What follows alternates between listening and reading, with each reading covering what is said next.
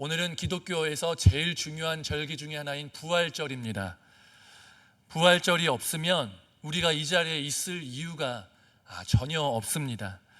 예수님의 부활, 이 부활을 기념하는 것은 하나님을 위한 일이 아니라 철저하게 우리를 위한 일입니다. 왜냐?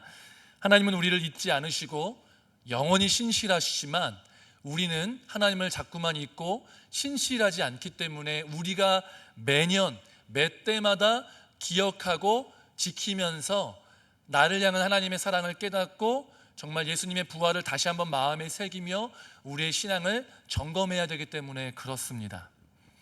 여러분, 예수님은 부활하셨습니다. 그래서 오늘 말씀, 읽은 말씀 14절 말씀인데요, 함께 읽어보겠습니다. 그리스도께서 만일 다시 살아나지 못하셨으면 우리가 전파하는 것도 헛것이요 또 너희 믿음도 헛것이며. 아멘. 왜 헛됩니까? 예수님이 부활하시지 않았다면 예수님의 하나님 되심이 인증되지 않았기 때문에 그렇습니다. 예수님께서는요, 성경에서 당신의 부활을 계속적으로 말씀하셨고 하나님의 아들됨, 죽으심, 부활을 계속 말씀하셨습니다. 그런데 부활하지 않으면 예수님은 하나님의 아들이 아니시고, 하나님의 아들이 아니시면 십자가에서 죽으신 그 죽음이 우리를 위한 죽음이 아니라 그냥 자기 자신의 죄 때문에 죽은 한 인간일 수밖에 없다라는 것이죠. 그렇다면 우리는 예수님을 믿을 필요도 없고 예수님을 믿어서 얻을 수 있는 것도 전혀 없기 때문에 예수님의 부활이 없다라면 우리는 구원도 없고 이곳에서 예배하는 모든 사람들이 가장 비참하고 불쌍한 사람일 것이다 라고 오늘의 말씀은 분명하게 선언하고 있습니다. 그렇기 때문에 부활은 기독교 신앙의 핵심이고 부활이 무너지면 우리는 이 자리에 있을 필요가 없는 것이죠. 그러나 예수님은 분명하게 부활하셨습니다. 예수님의 부활을 본 목격자들이 존재하고 예수님의 빈 무덤이 있으며 예수님의 시체가 없고 그러한 여러 가지의 것들이 예수님의 부활을 우리에게 증언하고 있습니다. 또한 예수님의 부활이 우리의 삶을 변화시키고 있고 완전하지는 않지만 그 삶이 변화되어서 그 변화된 삶을 통해서 또 누군가가 예수님 믿고 구원받는 일들이 지금도 이루어지고 있기 때문에 예수님의 부활은 확실한 사실이다라는 것입니다. 그렇다면 이제 우리에게 남겨진 것은 무엇이냐? 부활이 사실이고 그것을 믿어서 구원을 받은 텐데, 우리가 구원을 받을 텐데 중요한 것은 예수님의 부활이 우리의 삶으로까지 연결되어야 한다라는 것입니다. 그렇다면 부활을 사는 것은 무엇이냐? 라는 질문을 던져볼 필요가 있죠. 부활을 산다는 것은 세 가지로 우리가 생각할 수 있습니다. 첫 번째, 우리의 인생의 목적이 생겼다라는 것입니다. 이렇게 말하면 아니 저는 원래 인생의 목적이 있었습니다 라고 말씀하시는 분들이 있을 수 있습니다. 그러나 여러분, 우리가 태어나고 싶어서 계획해서 이 모습으로 이 나이에 이 시기에 태어나고자 해서 태어나신 분들이 계십니까? 아무도 없다는 것이죠. 우리는 태어나서 의식을 갖고 살아가다 보니까 태어났구나라는 것들을 깨닫는 존재들인데 어떻게 우리가 목적을 가지고 이 땅 가운데 왔을 수 있겠냐는 말입니다.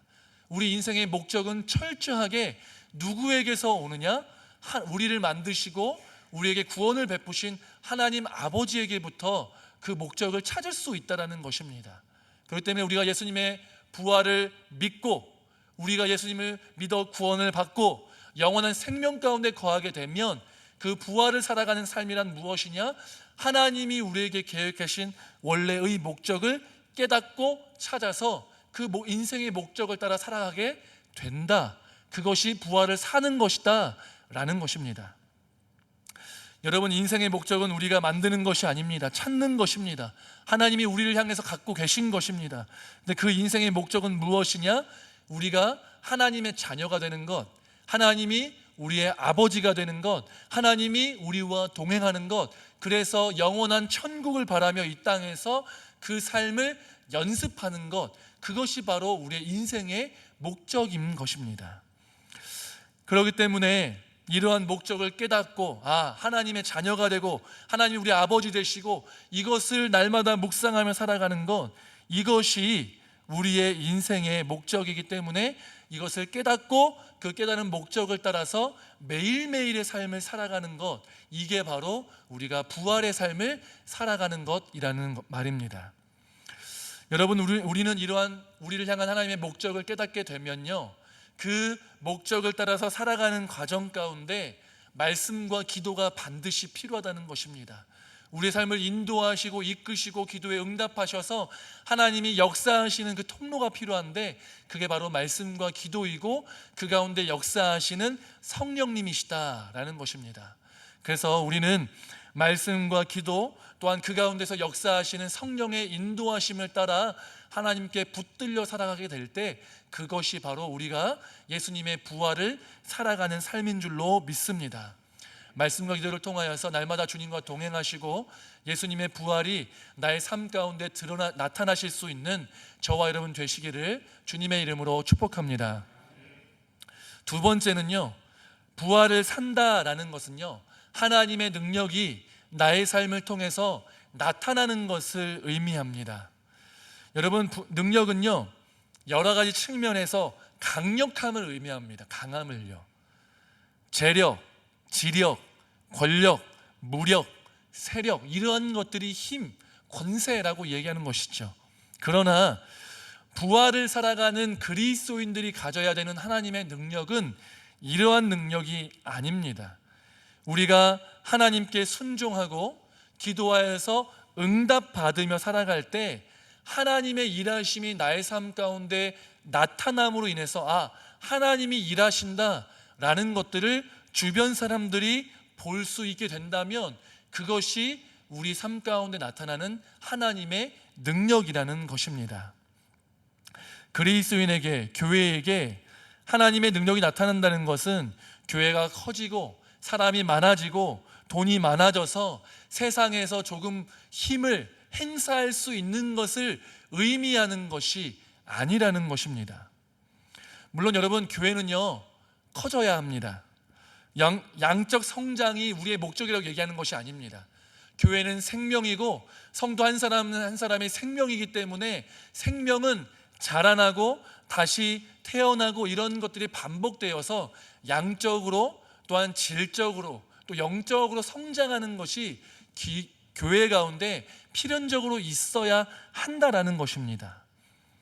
단순히 숫자가 늘지 않으니까 그 교회는 잘못됐어 라고 얘기하기보다는 숫자적으로 늘고 있는지, 한 사람 한 사람 영적으로 성장하고 있는지, 질적으로 성장하고 있는지를 돌아보아서 내가 우리 교회가 진짜 생명력 있는 교회인지 아닌지를 점검해 봄으로 인해서 우리 교회를 통해서 하나님의 능력이 나타나기를 소망하고 간구할 필요가 있다라는 것이죠. 그런데 교회가 커질 때, 돈이 많아질 때, 사람이 많아질 때 우리의 속마음이, 우리의 탐욕이 나타날 수 있다는 것입니다. 세력이 늘어서 그것을 가지고 사회에서 세력화해서 우리의 이익을 위해서 움직이면 안 된다라고 하나님은 말씀하십니다.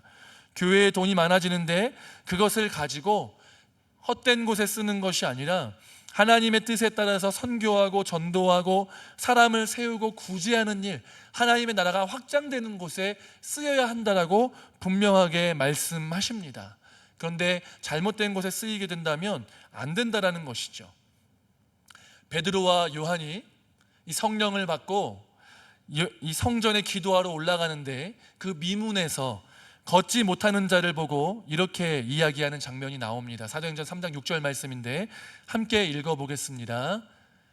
베드로가 이르되 은과 금은 내게 없거니와 내게 있는 이것을 내게 주노니 나사렛 예수 그리스도의 이름으로 일어나 걸으라 하고.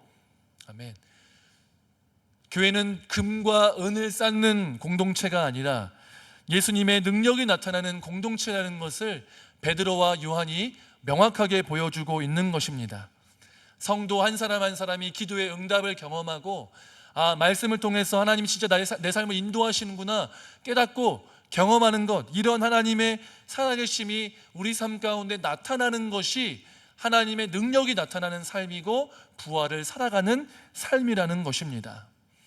여러분, 세상에서 말하는 능력을 구하고 그것을 추구하는 것이 아니라 내 삶에, 우리의 삶에, 우리 교회 가운데 하나님의 능력, 부활의 능력, 기도의 응답, 말씀의 능력, 또한 전도의 능력, 새 생명이 태어나는 것들, 그러한 것들이 나타나실 수 있기를 주님의 이름으로 축복합니다. 또한 그것을 위해서 우리는요, 가만히 있으면 되는 것이 아니라 간절히 기도해야 합니다. 내 삶에 하나님의 일하심이 나타나게 하여 주시옵소서. 하나님의 능력이 나타나게 하여 주시옵소서. 나를 통해서 예수님의 생명이 전달되고 구원받는 자들이 날마다 나타날 수 있도록 주여 도와주시옵소서. 부활의 능력이 내 삶 가운데 가득하시기를 주님의 이름으로 축복합니다. 이런 기도가 가득하고 축복이 가득하시기를 주님의 이름으로 축복합니다.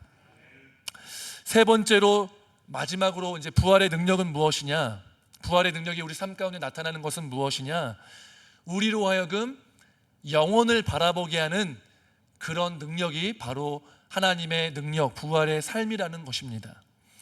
여러분, 하나님 나라는 이 땅에 임하죠. 나라가 임하옵시고 라고 기도합니다. 그런데 살아가고 있는 지금 하나님의 통치가 한 사람 한 사람 가운데 이루어져서 우리 모두가 다 하나님께 순종하는 삶을 살아야 합니다. 그런데 그런 삶을 살아가는 궁극적인 목적은 뭐냐? 이 땅에서 끝나는 삶을 위해서냐?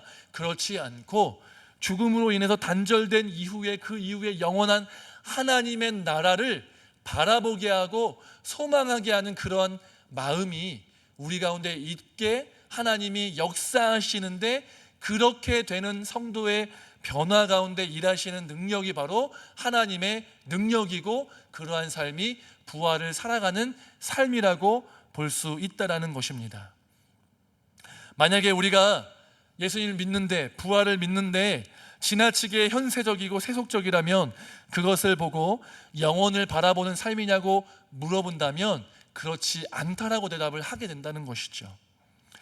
저는 이제 장례식을 많이 가잖아요. 성도님들도 장례식을 많이 가게 될 줄로 생각이 됩니다. 그런데 장례식에 가게 되면 얻게 되는 유익은요, 죽음을 간접적으로 경험하면서 죽음 이후의 삶을 돌아보게 된다는 것입니다. 미리 보게 된다는 거예요. 그래서 내가 죽었을 때는 어떠한 삶이었을까, 또한 죽음 이후의 삶은 무엇이 있을까를 계속적으로 살피게 된다는 것이죠. 그게 바로 이 장례식장에 가게 되면 얻게 되는 유익이라는 것입니다. 여러분, 이 땅의 삶은 전부가 아니라는 것이죠. 어떻게 보면 영혼에 빗대어서 보면 진짜 짧은 삶이라고 이야기합니다.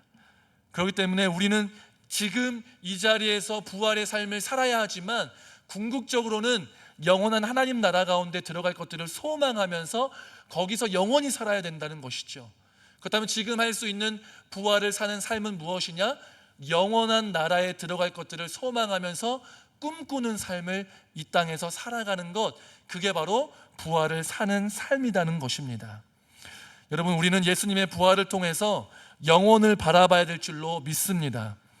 예수님은 이 땅에 오셔서 우리 죄를 위해서 죽으시고 부활하신 그 모든 일들을 하신 게요, 단순히 이 땅에서 조금 더 잘 살고 조금 더 장수하고 조금 더 좋은 것들을 얻으라고 죽으신 게 아니라, 영원한 죽음으로 인해서 단절된 이후에 그 이후에 우리가 들어갈 하나님의 나라에 들어가냐 들어가지 못하느냐, 그 절망적인 기로 가운데서 우리가 하나님 나라에 들어갈 수 있게 하시기 위해서 예수님의 피를 이 땅 가운데 흘리시고 목숨을 주셔서 그 목숨값으로 우리를 구원하시고 우리를 이 자리로 부르셨다라는 것입니다. 그렇기 때문에 우리는 중요한 것이 무엇입니까? 이 땅의 모든 게 허무하다는 게 아니라, 이 땅에 있는 것들이 중요하지만 그것은 한시적이고 이 영원하지 않은 것들을 바라보는 것보다 영원한 것에 더 우리의 시선을 두고 하나님 나라를 꿈꾸며 살아가는 것이 필요하다라고 말씀하는 것입니다. 여러분, 예수님께서는 십자가에서 피를 쏟으시고 몸을 찢으시고 하나님으로부터 철저하게 외면당하시고 죽음을 경험하셨습니다. 이 모든 것들의 이유는 뭐냐? 하나님이 우리를 사랑하셨기 때문입니다. 그 사랑 때문에 우리가 이 자리에 있는 줄로 믿습니다.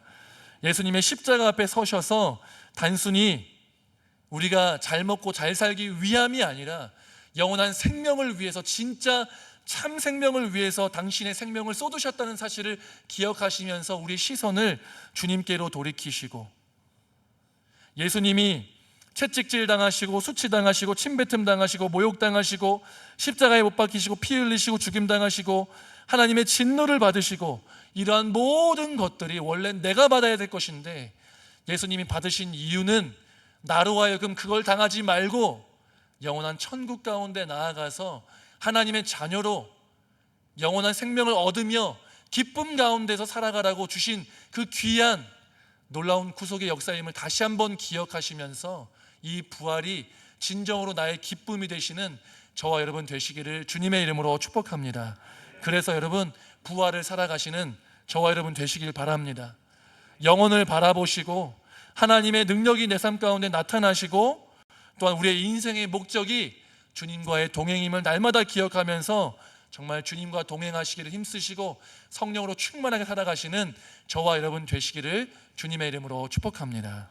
함께 기도하시겠습니다. 거룩하신 하나님 아버지, 연약하고 부족하며 죄인된 우리를 위해서 아들 예수님을 보내주시니 감사드립니다. 예수님이 죽으시고 부활하심으로 우리에게 구원을 허락하여 주시니 감사드립니다. 예수님께서 부활하심으로 사망 권세를 깨뜨리신 것처럼 우리에게도 부활의 능력이 나타나서 하나님의 뜻에 순종하는 자들 되게 하여 주시옵시고 영원한 하나님 나라를 바라보며 살아가는 주님의 자녀들 될 수 있도록 주여 도와주시옵소서. 우리의 힘으로는 안 됩니다. 우리에게 주신 성령님을 의지하게 하시고 성령님의 도우심으로 실패 가운데서도 승리케 하시고 넘어진 가운데 일으켜 주시며 주님의 뜻에 순종할 능력을 허락하여 주시옵소서. 예수님의 이름으로 기도드리옵나이다. 아멘. 이 시간에 성찬을